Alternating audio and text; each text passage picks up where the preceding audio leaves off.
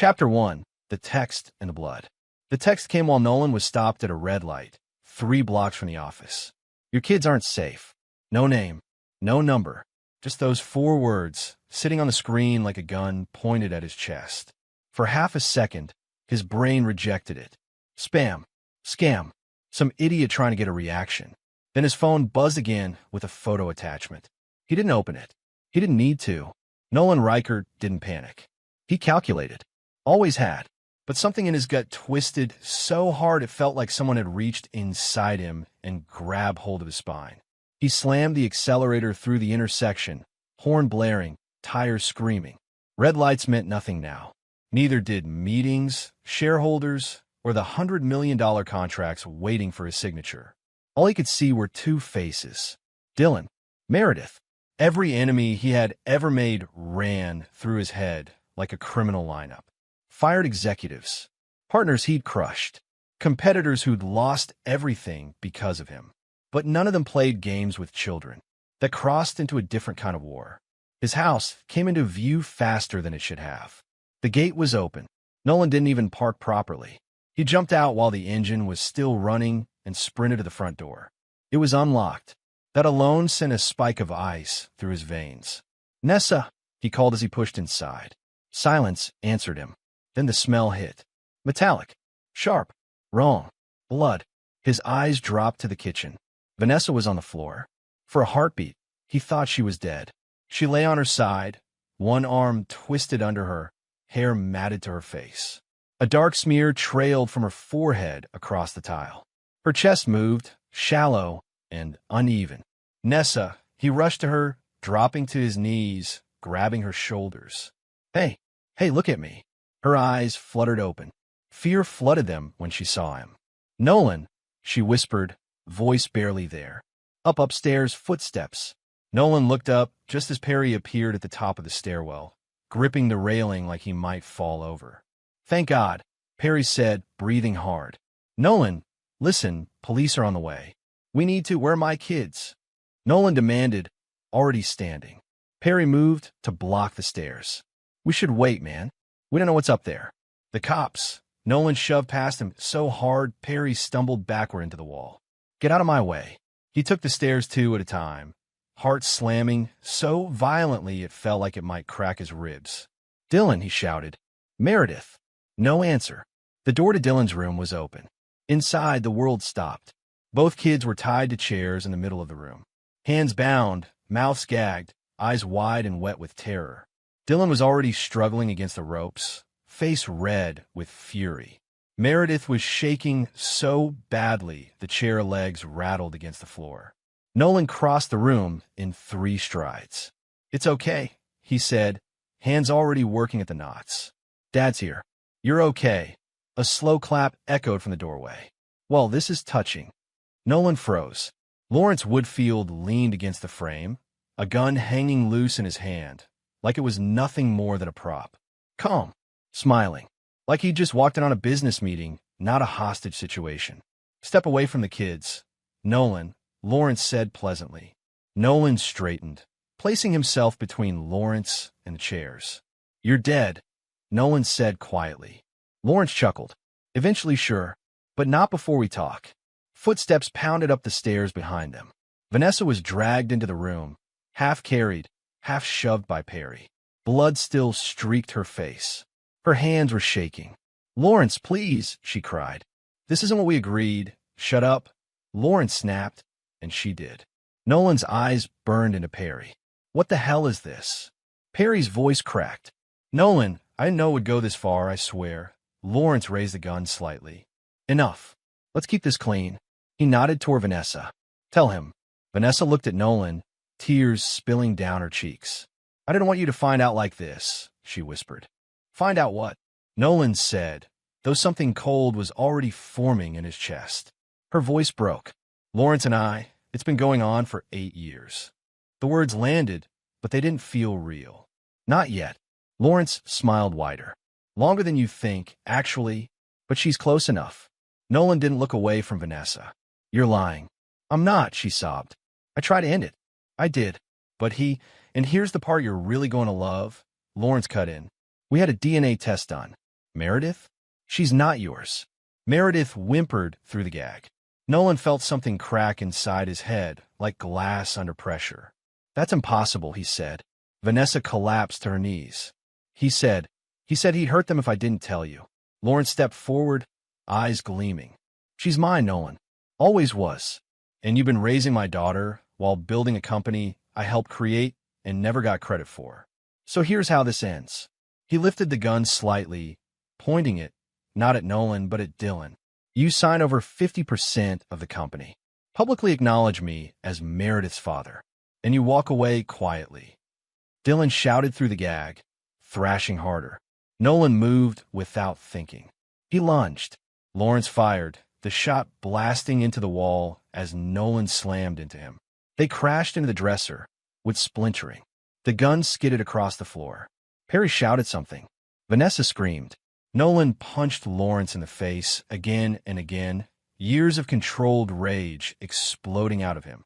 Lawrence clawed back, swinging wildly, but Nolan had weight, fury, and nothing left to lose. Sirens wailed in the distance. Perry stared at the door, shaking. I pulled the alarm earlier. I didn't know what else to do. Police boots thundered up the stairs. Hands on the ground. Now. Lawrence was dragged off Nolan, still shouting, still cursing, still promising this wasn't over. Vanessa collapsed against the wall, sobbing. An officer rushed to the kids, cutting their bonds. Nolan dropped to his knees in front of Dylan and Meredith as the gags were removed. They flew into him at the same time, arms wrapping around his neck, shaking, crying, holding him like he might disappear if they let go. Nolan held them both, gripping tight, breathing in the scent of their hair, their warmth, their reality. Around them, the house was chaos, police radios, shouting, medics rushing in. But Nolan barely heard any of it. He just stared over their heads, eyes hollow, as the truth settled in like a slow, crushing weight. Nothing in his life was what he thought it was anymore. Chapter 2, Split House, Cold War. By morning, the story was everywhere. Business tycoons, family held hostage. Inside the Riker home invasion. Was it business or personal? News vans lined the street outside the house. Cameras pointed at the front door like vultures waiting for something else to die. Nolan watched it all from the back seat of a black sedan as it pulled away from the curb. He didn't look back. Dylan sat beside him, silent, jaw clenched, knuckles still scraped from where he'd fought the ropes the night before. He hadn't slept. Neither had Nolan. The driver spoke carefully. Sir, the hotel suite is secured. Private elevator, no press access. Good, Nolan said flatly. That was all he said the entire drive. The hotel suite looked more like a penthouse than a temporary refuge. Floor-to-ceiling windows, city lights, polished stone, quiet so thick it pressed against the ears. Dylan dropped his bag near the couch. So that's it, he asked. We're just here now. For now, Nolan said. You'll finish school remotely. Security stays outside. Dylan laughed, but there was no humor in it. Great. Trapped in a 5-star bunker. Nolan didn't respond. He was already on his phone, sending messages, canceling meetings, locking accounts. Control. Rebuild perimeter. Eliminate risk. That was all that existed now. Dylan watched him for a moment, then turned away, fists tight at his sides. Vanessa left the hospital with Meredith that afternoon. Nolan knew because his assistant told him. He didn't go. He didn't ask for details. She took Meredith to her sister's house across town. Somewhere quiet. Somewhere with closed gates and neighbors who wouldn't sell stories to tabloids. Meredith called him that night. He watched the phone ring until it stopped. 10 minutes later, another call. He turned the phone face down on the table. Dylan saw it. Aren't you going to answer? Nolan didn't look up from his laptop. No, silence stretched. She's scared, Dylan said. She keeps thinking it's her fault. Nolan's jaw tightened. This is not a discussion. Dylan's voice rose. Dad, she was tied to a chair same as me. I said it's not a discussion. Dylan stared at him, eyes burning. So what, we just cut her out? Like she doesn't exist. Nolan finally looked up. His expression was cold, unreadable. Right now, I'm making sure no one else gets hurt. That includes you. Stay out of this. Dylan shook his head and walked into the bedroom, slamming the door behind him. Nolan didn't follow. 2 days later, Nolan sat across from his divorce attorney in a glass-walled conference room overlooking the city. Infidelity clause is airtight, the lawyer said, sliding documents across the table. Given the hostage situation and police report, we can freeze joint assets immediately. Do it, Nolan said. Custody will be complicated. Temporary orders first, Nolan replied. Full financial separation. No shared accounts. No access to company stock. The lawyer hesitated. She is still the mother of your children. Nolan's eyes were ice. She was also part of the reason they were tied to chairs. The lawyer nodded and didn't argue again. That night, Nolan met Rosalind Cross in a quiet restaurant that didn't take reservations and didn't allow phones. She was in her late 40s, sharp-eyed, posture rigid even while sitting. She didn't smile when he approached. You don't look like a man who wants the truth, she said. You look like a man who wants confirmation. I want everything, Nolan replied, taking the seat across from her. Every message, every transfer, every shadow she ever stepped into. Rosalind studied him. Once I start, there's no clean ending to this. There already isn't, Nolan said. She nodded once. Then we're aligned. He slid a file across the table. Names, companies, access points. I want to know who helped, who watched, and who waited. Rosalind tucked the file into her bag. I'll start tonight. When Nolan returned to the suite, Dylan was sitting on the floor by the window, phone in his hands. She texted again, Dylan said without looking up. Nolan didn't ask who. Do you want me to tell her you're busy? Dylan asked. Nolan walked past him, pouring himself a drink from the minibar. Tell her nothing. Dylan's voice cracked. Dad, she's my sister. Nolan turned slowly. And you are my son. That is the only priority right now. Dylan stood. So what? She just disappears because Mom screwed up? Nolan's gaze hardened. This is bigger than feelings. Everything is bigger than feelings to you, Dylan snapped. Maybe that's why this happened. The words hung between them like smoke.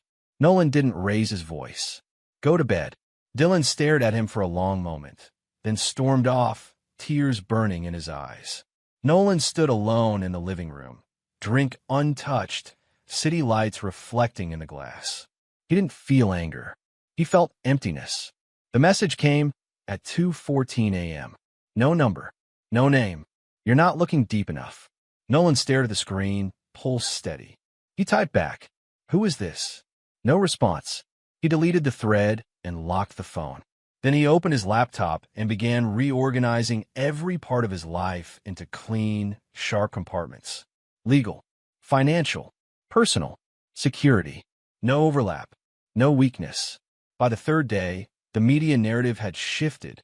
Speculation about affairs, about corporate feuds, about whether Nolan himself had enemies dangerous enough to invade his home. He didn't watch the news.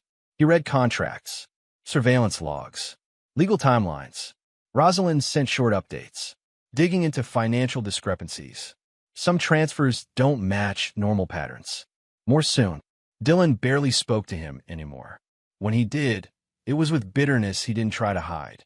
She ruined everything, Dylan muttered one night, staring at his phone.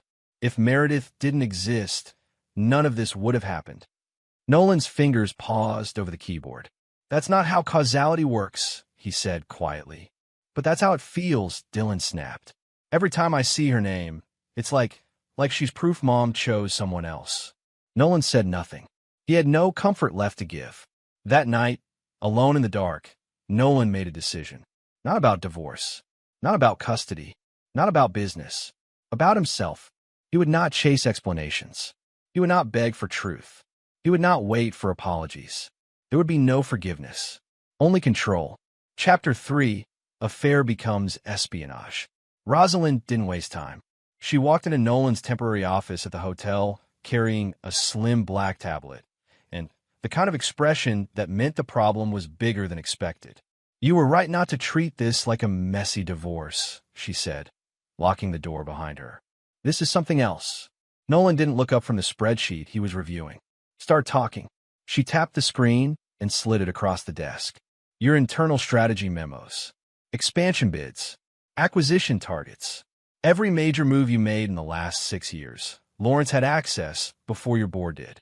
Nolan's eyes narrowed as he scrolled. That's impossible. Those files were encrypted. They were, Rosalind said, until someone inside your house gave him physical access. Nolan's jaw tightened. Rosalind continued. He used your own projections to undercut competitors, position himself as indispensable, and quietly shift influence in partner meetings. Every time you thought he was agreeing with you, he was already 2 steps ahead. Nolan leaned back slowly. So he wasn't reacting to me. No, Rosalind said. He was writing you. Silence filled the room, heavy and sharp. And Vanessa? Nolan asked. Rosalind swiped to the next file. Shell transfers. Small amounts spread across multiple accounts, routed through charities and offshore holdings. She wasn't getting rich, but she was moving money. Moving it where? To places connected to Lawrence's side businesses, Rosalind said. And some that don't make sense at all yet. Nolan closed his eyes for a moment. Not grief. Not shock. Calculation. Was she doing this knowingly, he asked. Rosalind hesitated. At first, I think she believed she was helping him protect assets. Later, it looks more like coercion. But she was still complicit. Nolan opened his eyes again. Complicit is enough. The call from Dylan's school came that afternoon. Mr. Riker, your son was involved in a physical altercation. We need you to come in immediately. Nolan arrived to find Dylan sitting in a chair outside the principal's office, knuckles swollen, jaw set in furious silence.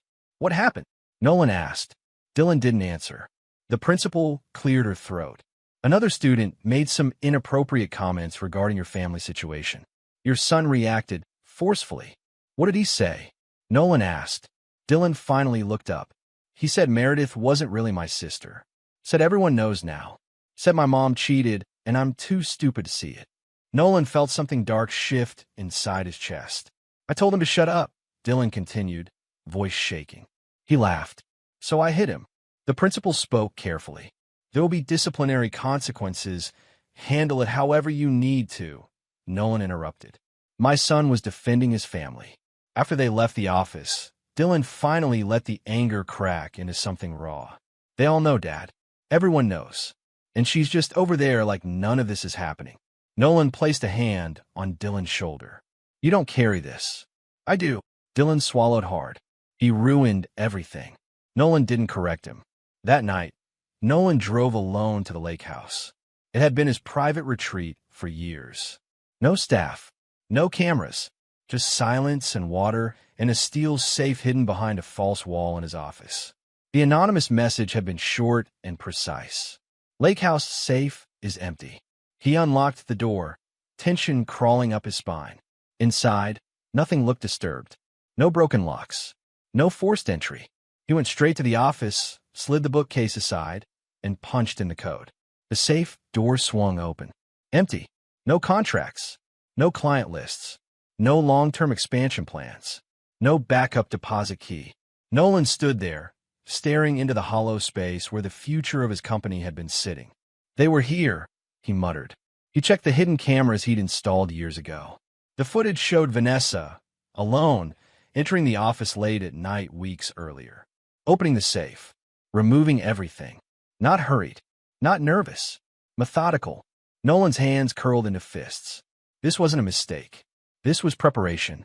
Back at the hotel, Nolan was reviewing footage when Dylan knocked on the door. Dad, Meredith texted me. Nolan didn't look up. What did she say? Dylan hesitated. She said Lawrence keeps asking her questions. About your work. About when you travel. About meetings. Nolan finally lifted his head. What kind of questions? Like who you trust. Which projects matter most.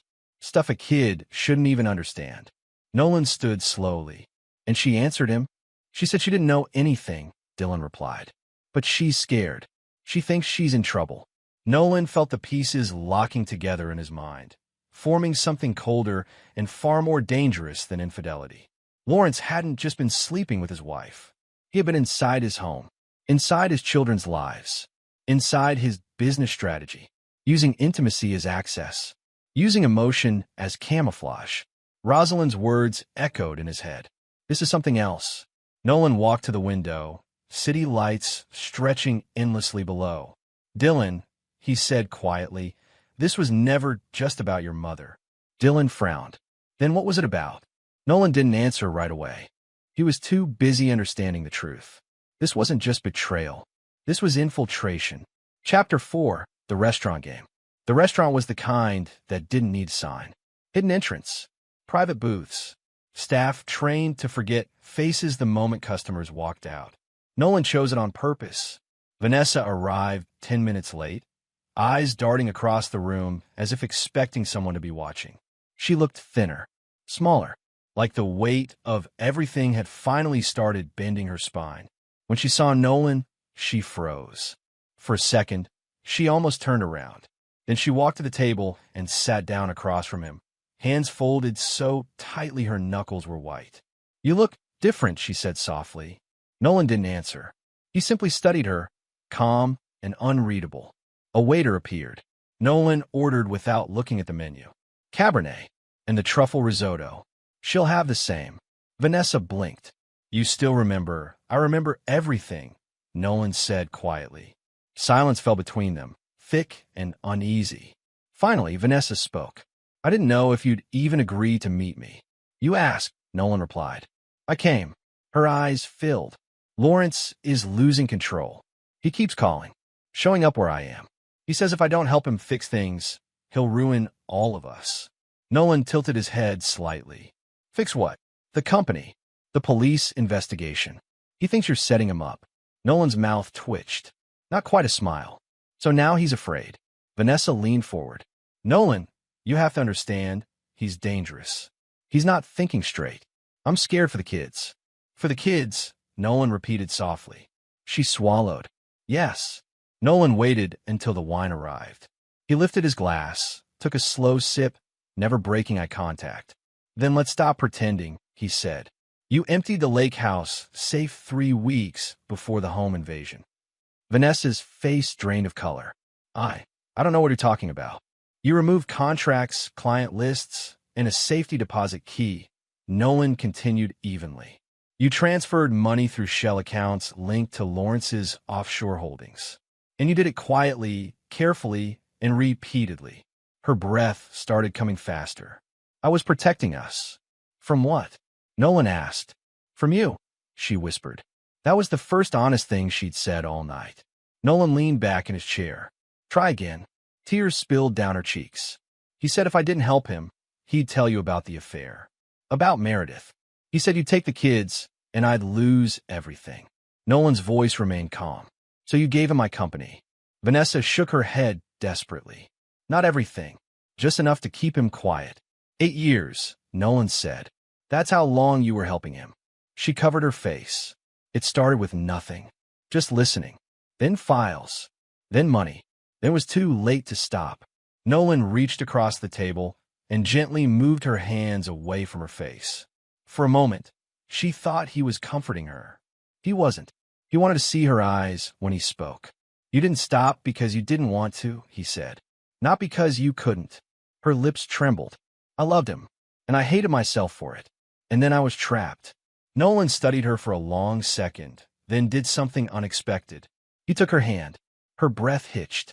The waiter returned with their food, setting the plates down quietly, unaware he was placing them in the middle of a battlefield. "You always liked this dish when you were nervous," Nolan said, as if they were discussing old vacation memories. "You said it made you feel safe." Vanessa stared at him, confused, hopeful, terrified all at once. "I don't understand," she whispered. Are you trying to forgive me?" Nolan squeezed her hand gently. "No," he said. "I'm trying to see how far you'll go to save yourself." Her breath caught. "I can help you," Nolan continued. "But I need everything. Every file, every backup, every account number Lawrence has. I need to know who he's been feeding information to and where." Vanessa nodded rapidly. "I can get it. He trusts me. I can." "You have 48 hours," Nolan said, releasing her hand. "After that, I turn everything over to the FBI. Not just him. You too." Her eyes went wide. "You wouldn't." "I already hired people who are building the case," Nolan replied. "You're either a witness or a defendant. That's the only choice left." She began to shake. "What about Meredith?" she whispered. "What about Dylan?" Nolan's gaze hardened. "My children will be protected. That does not depend on you anymore." Vanessa reached across the table again, this time gripping his wrist. Please, Nolan. I know I destroyed everything, but I swear I'm trying to fix it. Nolan gently removed her hand. You're trying to survive, he said. Don't confuse that with loyalty. Her shoulders slumped. The fight drained out of her all at once. I'll get it, she said weakly. I'll bring you everything. Nolan stood. Good. She looked up at him, eyes red and desperate. Are you using me? Nolan paused. For the first time in a long time, he said quietly, I'm not wasting anything. He left money on the table and walked toward the exit without looking back. Vanessa remained seated, hands trembling in her lap, heart racing, unsure whether she had just been offered a chance to save herself or handed her own execution. Chapter 5, Brother Against Brother. Perry chose the place because it had no cameras. An abandoned boat repair warehouse by the river, rusted doors half hanging off their hinges, the kind of place developers forgot existed. Nolan parked 2 blocks away and walked the rest of the distance, hand in his coat pocket, eyes scanning every shadow. Perry was already inside, pacing.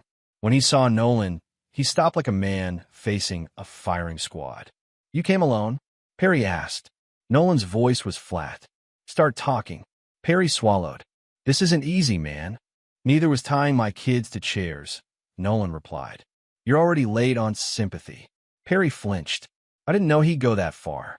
I swear to you, Nolan, I thought it was just pressure tactics. Corporate intimidation. I never thought. Then explain why you were helping him. Perry ran a hand through his hair. Because he was planning this for years. Before the affair. Before any of it. He told me you were going to cut him out, that you were setting him up to take the fall for some bad investments. And you believed him? I believed he had proof, Perry said. And I believed you'd never listen to me if I warned you. Nolan stepped closer. So instead, you helped him destroy me. Perry's voice cracked. I helped him protect himself. Silence hung between them, heavy with everything they weren't saying. Finally, Perry spoke again. He was preparing a hostile takeover, using shell companies, fake investors. He wanted board support before you even knew there was a fight. Nolan's eyes narrowed. In the home invasion, Perry hesitated. That wasn't supposed to happen. That was after he lost control of the timeline. Nolan's jaw tightened. What else did you help with? Perry's shoulders slumped. He asked me to say you hit her. The words landed like a slap. To testify that you were violent, Perry continued. That Vanessa was afraid of you. That you'd threatened her. He said it would give him leverage in court and with the board. Nolan's voice dropped. And you agree? Perry looked away. I didn't say yes. But I didn't say no either. Nolan stared at him, something colder than anger settling into his bones. You were going to let them paint me as an abuser, he said. To take my kids. Perry shook his head. I thought it wouldn't come to that. I thought he was bluffing. You thought wrong. Perry reached into his jacket and pulled out a small black USB drive, holding it like it might burn him. This is why I asked you to meet me, he said. I copied his financial trails. Offshore accounts. Transfers from shell corporations. And something else. He held it out. Nolan didn't take it immediately. What else? Perry swallowed. Payments to a name I'd never seen before. Alexander Voss. Nolan's brow furrowed. Who? I don't know, Perry said. But the money's real. Large sums. Regular intervals. Not tied to company profits or bonuses. More like consulting fees. Or hush money, Nolan muttered. Perry nodded. Whatever it is, Lawrence isn't acting alone. Nolan finally took the USB. Why give this to me now, he asked. Perry's voice dropped. Because he's planning to burn everything down if he can't win. Not just you. Me too. And Vanessa. And the kids. Nolan looked at him sharply. He said that. He didn't have to, Perry replied. I've seen what he's willing to do. They stood in silence, the weight of blood and family between them. You picked the wrong side, Nolan said quietly. Perry's eyes filled. I know. Nolan turned and walked out without another word. The anonymous message came before Nolan even reached his car. Voss isn't backing Lawrence. He's using him. If you want the truth, come to the cabin. Midnight. Alone. Nolan stared at the screen, pulse steady, mind already racing through possibilities. Rosalind's files. Perry's USB. Vanessa's stolen documents. Different threads, all pointing in the same direction. Someone else was moving pieces on the board. He didn't reply. He didn't delete it either. Back at the hotel, Nolan plugged in the USB and began scanning files. Account numbers, transaction logs, corporate entities registered in foreign ports. And there it was, over and over again. Alexander Voss. Payments routed through multiple layers, disguised as consulting contracts, intellectual property licensing, even real estate partnerships. Professional, clean, deliberate. This wasn't desperation. This was strategy. Rosalind's voice echoed in his head. This is something else. Nolan leaned back in his chair, eyes closing for just a moment. Lawrence wasn't the architect of this. He was an asset. Dylan knocked lightly before entering. "You're not sleeping, are you?" Dylan asked. No, Dylan hesitated. "Is Uncle Perry involved?" Nolan looked at his son, then nodded once. Dylan exhaled sharply. "Figures. You don't need to carry that," Nolan said. "Feels like everyone's lying," Dylan replied. "Like the whole world's fake." Nolan studied him, then spoke carefully. "Then you learn how to see through it." Dylan frowned. "Is that what you're doing?" Nolan didn't answer. Later, alone again, Nolan stood by the window, city stretching endlessly below, lights blinking like distant signals in the dark. Business rivals he understood. Greed he understood. Even betrayal, in some twisted way, he understood. But this was orchestration, layered manipulation, emotional infiltration, corporate sabotage masked as personal collapse. Someone had studied him, learned his patterns, learned his weaknesses, used his own family as access points. Nolan's phone vibrated again. Another anonymous message, shorter this time. "You're closer than you think." Nolan didn't feel fear. He felt clarity. Lawrence was not the enemy at the top of this chain. He was the blade, not the hand that held it. And for the first time since the night his world shattered, Nolan understood the shape of the war he was in. Someone was directing this entire war. Chapter 6, The Penthouse Trap. Vanessa called just after sunset. "I can get them," she said, voice tight and rushed. "The files, the accounts, everything you asked for." Nolan didn't respond immediately. "Lawrence trusts me again," she continued. "He thinks I'm still on his side. He moved the backups to a private penthouse he uses for meetings. I can bring them to you." Nolan's eyes stayed on the city outside his hotel window. "And Meredith?" "She's with me," Vanessa said quickly. "She's safe. I swear." Silence stretched. Then Nolan spoke. "Come to my penthouse. Top floor. Private elevator. Security will be present." Vanessa hesitated. "Nolan, if he realizes, if you want protection," Nolan cut in, "you bring it to me." She swallowed. "I'll be there in 40 minutes. The call ended. Nolan immediately turned to the men standing near the door. "Positions," he said. "No engagement unless I give a signal. Cameras recording everything." His head of security nodded. "We'll be invisible until you need us." Nolan adjusted his cufflinks, face unreadable. This wasn't about trust. This was about closing a trap. The penthouse lights were dim, city glittering beyond the glass walls. Everything looked calm. Too calm. Nolan stood by the bar, pouring himself water he had no intention of drinking. The elevator chimed. Footsteps approached. But it wasn't Vanessa's voice that filled the room. "Well, this is nostalgic," Lawrence said pleasantly. Nolan turned. Lawrence stepped out first, gun in hand, wearing a smug smile. Behind him was Perry, pale, shaking, also armed. Nolan's eyes went cold. "You made a mistake coming here." Lawrence laughed. "No, Nolan. You did. You actually thought she flipped?" Perry wouldn't meet Nolan's gaze. "Where's my wife?" Nolan demanded. "And my daughter?" Lawrence's smile widened. "Safe. For now. Different location. Insurance policy." Nolan felt nothing but calculation. "So this is your endgame," Nolan said. "Walk in, threaten me, and hope I fold." "Hope?" Lawrence scoffed. "I already won." He stepped farther into the room, gesturing around. "Your board will have my data tomorrow morning. Stock collapse. Federal investigation. Every contract under review. You'll be radioactive." Perry spoke weakly. "Nolan, it's over. Just sign and make it stop." Nolan looked at his brother with something close to pity. "You still don't understand who you sided with." Lawrence lifted his gun. This is where you stop talking. Before he could finish the sentence, now. The word wasn't loud. It was absolute. Doors burst open on both sides of the penthouse as Nolan's security team flooded in, weapons trained, movements precise and lethal. Perry screamed and dropped his gun. Lawrence spun, firing once, hitting nothing. In seconds, he was slammed face first onto the marble floor, arms wrenched behind his back, shouting curses. "You set me up," Lawrence roared. "You think this is over?" Nolan walked toward him slowly. "I think this is the part where you realize you were never in control." Lawrence laughed, wild and desperate. "You still don't have what I took, and you don't have your family." The elevator chimed again. Everyone froze. The doors slid open. Vanessa stepped out first.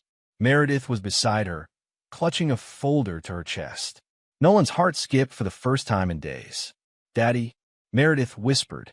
Nolan crossed the room in 3 long strides and pulled her into his arms, holding her so tightly she squeaked. "You're okay," he murmured. "You're okay." Vanessa stood behind them, shaking, eyes locked on Lawrence. "I got everything," she said hoarsely. "Every file, every backup, every account." Lawrence stared at her in disbelief. "You stupid," Vanessa cut him off. Don't ever speak to me again." Lawrence thrashed against the guards. "You think he'll protect you? After what you did, he'll destroy you too." Vanessa looked at Nolan, fear and regret twisting her face. Nolan said nothing. He took the folder from Meredith's hands and passed it to his head of security. "Secure this," he said. Lawrence's voice broke into furious laughter. "You still lose, Nolan. You hear me? Even if I go down, you go down with me." Nolan leaned closer, voice low. "No, you go down alone." Lawrence was hauled to his feet, still screaming as he was dragged toward the elevator. "This isn't finished. Voss won't let you." The doors closed, cutting him off mid-rant. Silence filled the penthouse. Perry stood near the wall, shaking, eyes darting between Nolan and the guards. Nolan didn't even look at him. "Get him out." Perry was escorted out without another word. Vanessa took a step forward. "Nolan, I did what you asked. I brought her. I brought everything." Nolan finally turned to her. "I know," he said. For a second, she looked like she might cry from relief. Then he spoke again. "That doesn't change what you did." Her shoulders sagged. Meredith tightened her grip on Nolan's jacket. "Daddy, are we going home?" Nolan knelt in front of her, forcing a smile that didn't reach his eyes. "Soon, sweetheart. I promise." He stood and turned to his security chief. "Get them somewhere safe. Full protection. No contact with anyone except medical and legal." Vanessa opened her mouth. "Where are you going?" Nolan was already walking toward the door. "I have another meeting," he said. She stared after him. "Nolan, please." He didn't stop. He didn't look back. Because the war wasn't over yet, and he was already late for the next battlefield. Chapter 7. Voss steps out of the shadow. The cabin sat alone at the edge of the lake, lights on, smoke drifting from the chimney like someone had been waiting for hours. Nolan arrived exactly at midnight. He didn't bring security. He didn't bring a weapon. If this was a trap, he would walk into it with his eyes open. He stepped onto the porch. The door was already unlocked. Inside, the fire was burning low. A single man stood near the window, hands clasped behind his back, watching the dark water. "Mr. Riker," the man said calmly. "You're punctual. I respect that." Nolan didn't return the greeting. "You're Alexander Voss." The man turned. He was older than Nolan expected. Late 50s. Expensive suit under a casual coat. Face lined not with stress, but with patience. "Yes," Voss said. "And you are the most destructive force my family has ever faced." Nolan's eyes hardened. "Then let's skip the speeches." Voss gestured to the chair across from the fireplace. "Sit. What I'm about to tell you deserves more than a doorway." Nolan didn't sit. "Talk." Voss studied him for a moment, then nodded slightly. "Your father didn't die in an accident," Voss said. The words were quiet, precise, like a blade. Nolan didn't move. "That's not funny." "I'm not joking," Voss replied. "His company was targeted by my brother. Hostile acquisition, backroom pressure, and when that failed, an order was made." Nolan felt something tighten in his chest. "You're saying he was murdered?" "Yes." Nolan's voice dropped. And you just decided to tell me this now. Because until recently, I thought you were merely collateral damage, Voss said. But I was wrong. You became something else. Nolan's jaw clenched. Explain. Voss walked toward the fireplace, eyes reflecting the flames. After your father's death, you built your empire by acquiring companies that once belonged to us. Piece by piece. Over 20 years, you dismantled my family's financial foundation without ever knowing who you were dismantling. Nolan's fists slowly curled. You crushed shipping lines, logistics firms, manufacturing subsidiaries, Voss continued. Every time you thought you were beating competitors, you were finishing off remnants of my brother's empire. Nolan's voice was ice. So this is revenge. Voss turned back to him. No, revenge would be simple. This was correction. Nolan scoffed. By sending a snake into my house. Lawrence was useful, Voss said calmly. Ambitious, angry, easy to point in a direction. You paid him to destroy me. I paid him to weaken you, Voss corrected. To steal, to destabilize, to make you bleed slowly. And the affair? Nolan snapped. That was part of the plan too. Voss hesitated just long enough to confirm the answer. Yes. Nolan felt a pulse of heat behind his eyes. We needed access, Voss continued. Your routines, your security, your emotional blind spots. Lawrence couldn't get that from boardrooms. So you turned my wife into a weapon. Voss didn't deny it. Vanessa was vulnerable, lonely. He exploited that. I encouraged him not to let the relationship fade. Nolan stepped forward. You used my children. Voss met his gaze. No, that line was crossed by Lawrence himself. Silence exploded between them. You said you wanted me to ruin him, Nolan said. Yes, Voss replied, because I wanted him exposed, disgraced, and broken by the very man he thought he was outplaying. Nolan's laugh was short and bitter. You manipulated both sides. Of course, Voss said. That's how wars are won. Nolan stared at him. And after Lawrence? Voss's voice softened. Then my brother would finally see what his ambition cost. His health is failing. He wanted to confess. He wanted to ask you for, stop, Nolan said sharply. Voss paused. I didn't come here to hear about your family drama, Nolan continued. You already destroyed mine. Voss studied him. Not completely. Nolan's eyes narrowed. What does that mean? Voss took a breath. The DNA test Lawrence showed you. It was fake. Nolan's heart skipped once, then hardened. Meredith is your daughter, Voss said. Biologically. Without question. The words hit like a delayed explosion. You're lying, Nolan said. I'm not, Voss replied. Lawrence needed leverage. He altered the results to keep Vanessa compliant and emotionally dependent on him. Nolan's breath slowed, controlled, dangerous. You're saying he made me doubt my own child, Nolan said quietly. Yes. For the first time, something like regret crossed Voss's face. That part, I did not approve, he said. But by the time I knew, the damage was already done. Nolan turned away, staring into the fire. Every moment Meredith had cried. Every time he hadn't answered her calls. Every second he'd allowed distance to grow. All of it based on a lie. When he turned back, his face was carved from stone.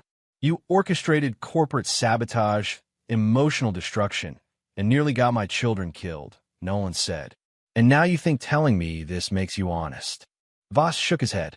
I think it makes you informed. Nolan took a step toward the door. You got what you wanted, Voss said. Lawrence is finished. My brother is dying. And you now know the truth. Nolan stopped, hand on the doorframe. This doesn't end with truth, Nolan said. Voss's eyes sharpened. What does it end with? Nolan didn't answer. He opened the door and stepped into the cold night. Behind him, the cabin remained warm and quiet. Inside Nolan, something was burning, slow, controlled, and far from finished. Chapter 8, The Truth and the Trap closes. The doctor's office was private, discreet, and paid very well to keep its mouth shut. Nolan stood by the window while the doctor reviewed the report for the third time, as if repetition could somehow change the result. There is no ambiguity here, the doctor said carefully. Meredith is your biological daughter. 100% match. Nolan didn't move, didn't breathe, didn't speak. The doctor shifted uncomfortably. Mr. Riker? Nolan finally turned. So the other test was fabricated. Yes, The doctor replied, deliberately altered. Whoever arranged it knew exactly what they were doing. Nolan nodded once. That was all. No relief. No visible emotion. Just a quiet recalibration of everything he thought he knew. 3 hours later, Nolan was already setting the final board. Calls went out to lawyers, accountants, and corporate compliance officers, all under the pretense of resolving partnership disputes and finalizing emergency settlements before federal attention escalated. Neutral ground, legal oversight, witnesses. Everyone would feel safe enough to walk into the room. That was the point. The penthouse conference room filled slowly. Vanessa arrived first, eyes red from crying, hands folded tightly in her lap. Meredith wasn't with her this time, already protected, already removed from what was coming. Perry came next, avoiding eye contact, sweat shining on his forehead. Then Lawrence, escorted by his attorney, face tight with fury and arrogance barely contained. Nolan entered last. The room went silent. He took the seat at the head of the table, hands resting calmly on the polished surface. Let's begin, Nolan said. Lawrence scoffed. You don't have the authority. I do. Nolan cut in. And after today, you won't. Lawrence leaned back in his chair, crossing his arms. You think this little meeting changes anything? I already sent. Nolan clicked a remote. The screens along the wall lit up. Transaction logs. Account transfers. Email chains. Rosalind's work. Perry's USB. Vanessa's retrieved files. Lawrence's smile slowly disappeared. This, Nolan said evenly, is evidence of corporate espionage. Theft of proprietary data. Insider trading. Money laundering through shell entities. He clicked again. Photos of financial statements and altered DNA test documents appeared. And this, Nolan continued, is proof of falsified medical records used to coerce my wife and manipulate custody claims. Vanessa gasped softly, staring at the screen. You told me the test was real, she whispered, turning toward Lawrence. You swore on our daughter. Lawrence's jaw tightened. Vanessa, don't, she snapped, standing. You let me believe I ruined my own child's life. Lawrence shot to his feet. Sit down. Nolan's voice cut through them both. She won't. Vanessa's legs gave out, and she collapsed back in her chair, hands shaking violently. I destroyed my marriage, my family, for nothing, she sobbed. You lied to me about everything. Lawrence's face twisted. You were already cheating. Don't pretend you were innocent. Vanessa looked like he'd slapped her. Nolan didn't intervene. He wanted them both fully awake for this. He turned to Perry. Now let's talk about my brother. Perry stiffened. Nolan, I told you you helped plan a hostile takeover of my company, Nolan said. You were prepared to testify that I abused my wife, and you accepted financial compensation to stay silent. Lawrence's head snapped toward Perry. You told him. Perry looked trapped. I had to, Lawrence laughed bitterly. Pathetic. Nolan's gaze never left Perry. You didn't just betray me. You were ready to help take my children away. Perry's voice broke. I didn't think it would go that far. You thought wrong, Nolan said. Perry stood abruptly. I was scared. Lawrence said he had dirt on me, that he'd ruin my career, so you chose to ruin my life instead, Nolan replied coldly. Silence fell again, thick and suffocating. Nolan pressed another button. More documents filled the screens, payment trails leading to offshore entities. And these transfers, Nolan said, are linked to a third party who funded this entire operation. The money passed through Lawrence. Some through you, Perry, which makes you both legally accountable. Lawrence slammed his fist on the table. You think you can threaten me with paperwork? Nolan leaned forward slightly. No, I'm informing you that you're already finished. Lawrence's lawyer leaned over, whispering urgently into his ear. Lawrence's face went pale. Vanessa stared at Nolan. Meredith, is she really? She's my daughter, Nolan said. Vanessa's breath hitched, a sob ripping out of her chest. Oh God, I did this to her. I believed him. Nolan's eyes hardened. You believed what was convenient. Her face crumpled. Perry took a shaky step toward Nolan. Nolan, I know I messed up, but we're family. We can fix this. We always fix things. Nolan stood, slowly, deliberately. There is no we anymore, he said. Perry's eyes filled with tears. You can't just cut me out. I already have, Nolan replied. He turned to the compliance officers and attorneys seated along the wall. All documentation has been forwarded to federal authorities, Nolan said calmly. Any attempts to interfere will be considered obstruction. Lawrence lunged forward. You son of a... Security stepped in instantly, restraining him. Vanessa watched in shock as Lawrence struggled, rage spilling out of him in shouts and threats. Perry sank back into his chair, face gray, realizing there was no one left to hide behind. Nolan didn't raise his voice. He didn't need to. Everything that could be taken from them had already been stripped away. And in that room, under cold lights and legal witnesses, every life finally collapsed under its own weight. Chapter 9, Power Reclaimed. The morning light poured through the panoramic windows of Nolan's penthouse, sharp and clean, like it was illuminating not just the city below, but the battlefield he had just cleared. Lawrence sat across from him at the long glass conference table, wrists cuffed lightly to prevent rash movements, face tight with anger, disbelief, and desperation. His attorney hovered near the edge of the room, whispering instructions he knew would fall on deaf ears. Nolan didn't rise, didn't flinch. He poured himself a glass of water, watching Lawrence carefully. Every detail mattered. The way his shoulders tensed, the twitch in his jaw, the desperation in his eyes. Sign here, Nolan said, sliding a stack of documents across the table. All your shares, every contract you control, every claim to this company, past, present, and future. Lawrence glared, voice cracking with fury. You can't make me. This is extortion. Nolan cut him off with a flat, controlled tone. I can, and I will. Sign, or your entire history of espionage, money laundering, and manipulation will be on every desk of every regulatory body in the country by morning. The color drained from Lawrence's face as he realized the knife was already at his throat. He swallowed hard, hesitation flickering over his smug mask for the first time in years. You're bluffing, he spat. Nolan's hand moved slowly, deliberately, pointing toward a folder labeled with Lawrence's name. Try me, because if you refuse, the federal authorities will have a full dossier of your crimes and your accomplices. I know you're clever, Lawrence, but you're not untouchable. Not anymore. Lawrence's fingers shook as he signed. Page after page. Nolan didn't rush him. Every second of hesitation, every tremble, reinforced the point. Control had shifted completely. Once the final signature was done, Nolan leaned back in his chair. Now, your confession to the authorities. Full disclosure of every action you took against me, my company, and my family. You won't have a choice in the matter. It's already been arranged. Lawrence swallowed, his mouth opening, closing, opening again like a fish out of water. You're insane, he muttered. Maybe, Nolan said, but I don't negotiate with traitors. And neither do I leave them breathing in my city. Nolan's gaze was steady, icy. You'll leave this city within 24 hours. Permanently.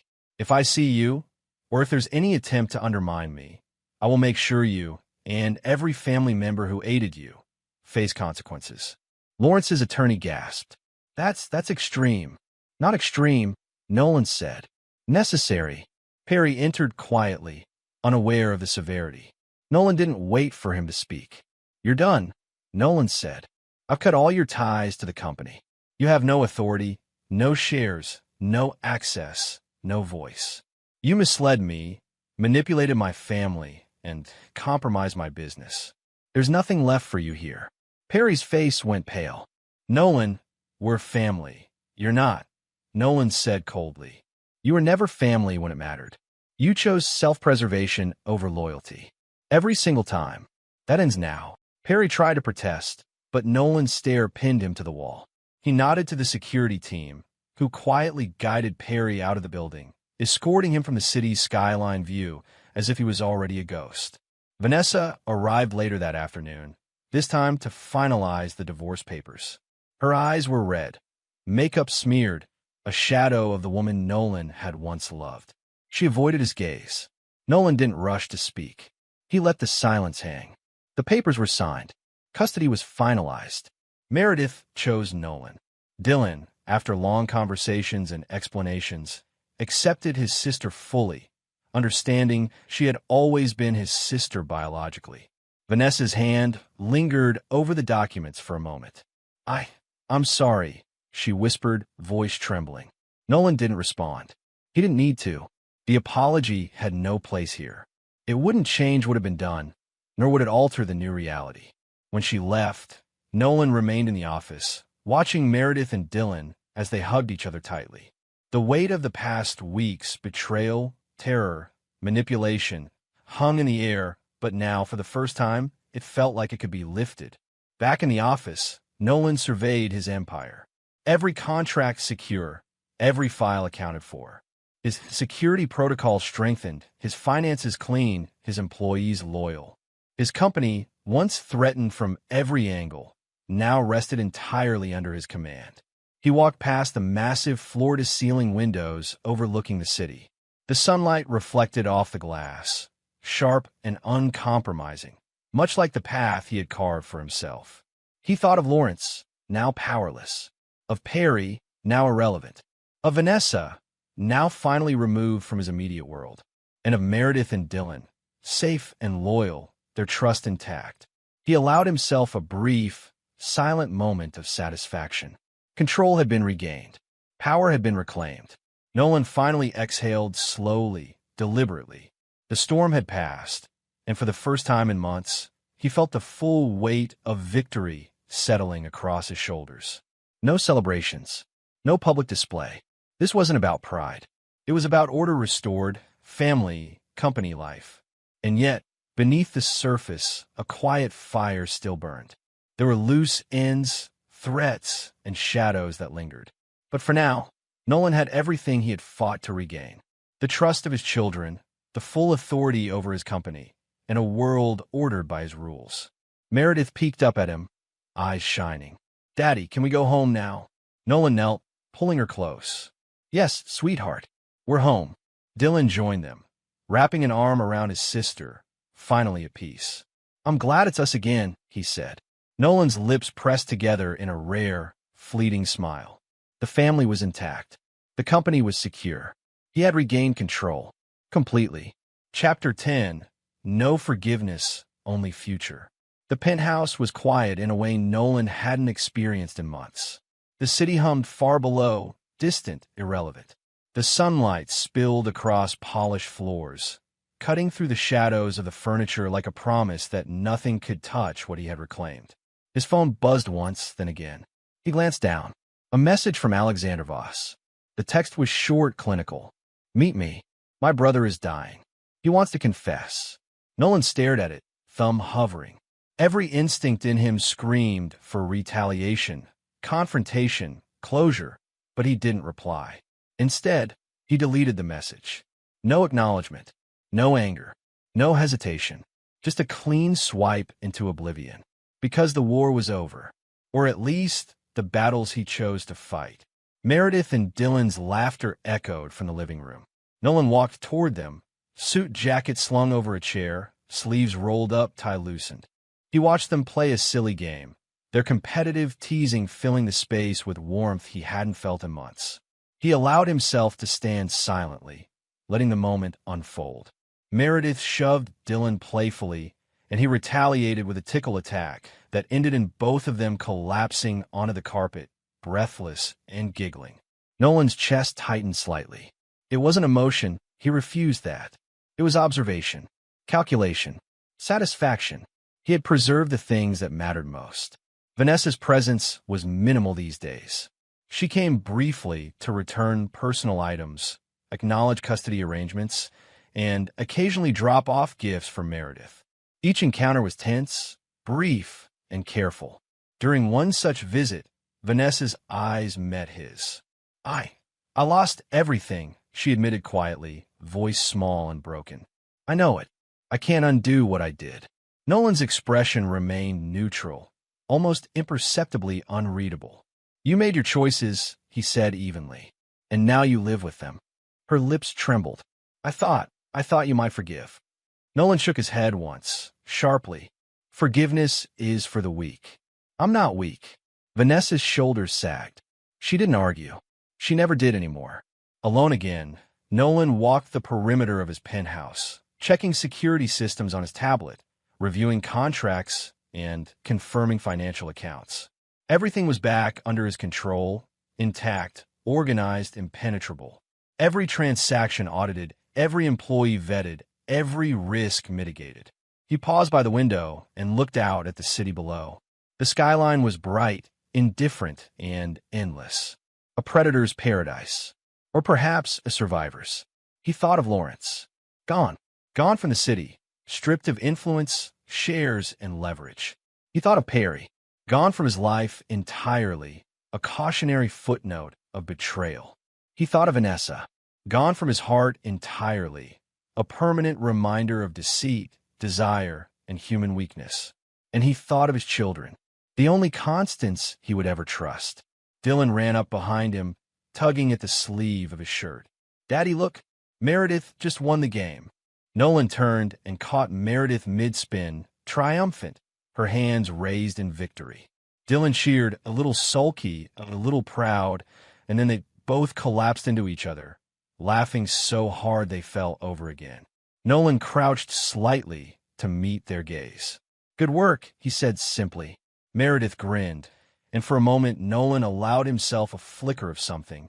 Relief, perhaps, though he wouldn't admit it. "Thanks, Daddy." Dylan elbowed her gently. "Don't get cocky. Next time I'll win." Nolan watched, arms crossed loosely, a guardian figure whose control extended over more than just business, more than just power, over the safety, the laughter, and the order of this small universe he had fought to preserve. He remembered the nights he had lain awake plotting vengeance, letting anger and betrayal dictate his every thought. He remembered the blood, the fear, the uncertainty. He could have annihilated everyone who crossed him, pursued revenge like a man possessed, but he hadn't. Instead, he had chosen control. Instead, he had chosen his children. Instead, he had chosen victory over indulgence. Power was enough. Family was enough. Revenge would have consumed him. It would have poisoned his focus. It would have left him empty, haunted, always running, always reacting. No. Control, precision, and calculation, that was his currency now. The penthouse door opened softly behind him. Vanessa stepped in one last time to drop off Meredith's favorite book. Their eyes met briefly. No words were exchanged. She didn't linger. She didn't hope. She didn't argue. She simply left. Nolan didn't watch her go. He had no time for the past anymore. The future waited, patient, indifferent, and promising. He returned to the window, watching Meredith and Dylan scamper toward the balcony, laughing freely.